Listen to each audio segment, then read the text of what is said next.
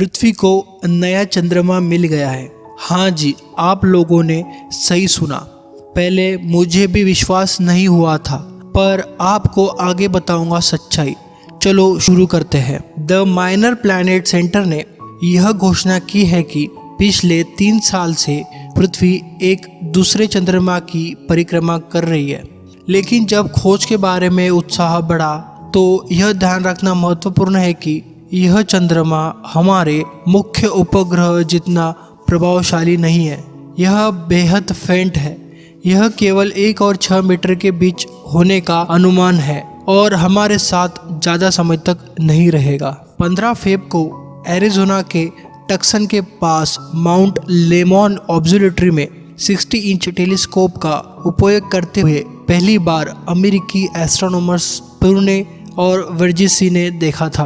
बाद के टिप्पणियों ने इसके ऑर्बिट की गणना करने में सक्षम बनाया और 25 फरवरी को माइनर प्लैनेट सेंटर में खोज की घोषणा की। इसे 2020 CD3 के रूप में नामांकित किया और पुष्टि की यह अस्थायी रूप से पृथ्वी से जुड़ा है। ऑब्जेक्ट 2020 CD3 क्लास मूल रूप से क्षुद्र ग्रहों के वर्ग का एक छोटा सदस्य है, जिसकी ऑर्बिट पृथ्वी के ऑर्बिट को पार करती है। कभी कभी वह पृथ्वी के पास आते हैं या टकराते हैं, लेकिन इस मामले में यह टक्कर हमारे लिए एक तबाही नहीं होगी, क्योंकि 2020 CD3 इतना छोटा है कि यह जमीन पर पहुंचने से पहले वायुमंडल में टूट जाएगा। तथाकथित मिनी मून यह एक तरह से आते हैं जाते हैं और 2020 CD3 शायद अपने अंतिम लूप में है। एक अध्ययन ने सुझाव दिया है कि किसी भी समय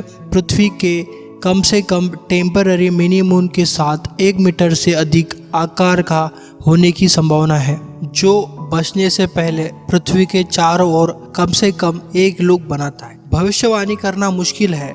एक बार जब एक मिनी मून की खोज की गई थी तो इसकी ऑर्बिट की सटीक रूप से भविष्यवाणी करना असंभव है, क्योंकि इस छोटे से पिंड को सूर्य रेडिएशन द्वारा धकेल दिया जाता है और हम परिणाम स्वरूप परिणाम की गणना करने के लिए उनके आकार परावर्तन के बारे में बहुत कम जानते हैं।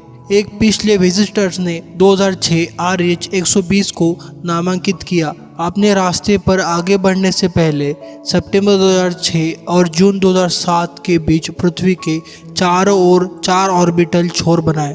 अब तक यह सूर्य के बहुत दूर तक यात्रा कर चुका है, लेकिन 2028 में फिर से पृथ्वी के करीब से गुजरेगा। पृथ्वी के अन्य दावा किए गए चंद्रमा एक क्षुद्र ग्रह है, जिसकी सूर्य की परिक्रमा अवधि लगभग 1 वर्ष में समाप्त होती है। इसलिए जब वे पृथ्वी के साथ संबंध बनाए दिखाई देते हैं तो वे वास्तव में सूर्य के साथ परिक्रमा कर रहे होते हैं, लेकिन स्वतंत्र रूप से पृथ्वी के साथ। इन्हें पृथ्वी के अर्ध उपग्रह के रूप में जाना जाता है। उनमें से एक 1991 VG पृथ्वी की कम से कम जेन्युइन ऑर्बिट बनाया गया था और भविष्य में फिर से ऐसा कर सकता है। इसलिए जबकि 2020 CD3 एक दिलचस्प खोज है। थैंक यू दोस्तों, आपको यह वीडियो अच्छी लगती है तो कृपया हमारे चैनल को सब्सक्राइब करें और लाइक और शेयर करें। Thank you.